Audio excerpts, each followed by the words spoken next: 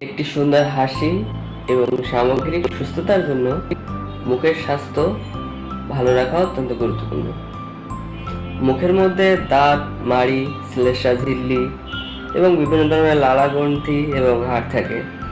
পুষ্টি, bacteria, virus এবং ছত্রাকের জন্য এটি প্রবেশদ্বার, যা রোগ প্রতিরোধ ক্ষমতার জন্য অত্যন্ত গুরুত্বপূর্ণ।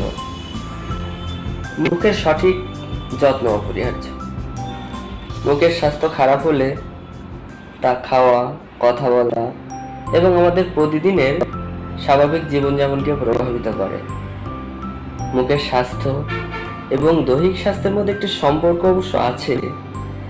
যখন দৈহিক স্বাস্থ্যের অবনতি ঘটে তখন মুখ আক্রান্ত হয়, যেমন ডায়াবেটিস, HIV, এইডস, হেপাটাইটিস এবং বাতজনিত রোগের লক্ষণগুলো মুখের মধ্যে পরিলক্ষিত হয়।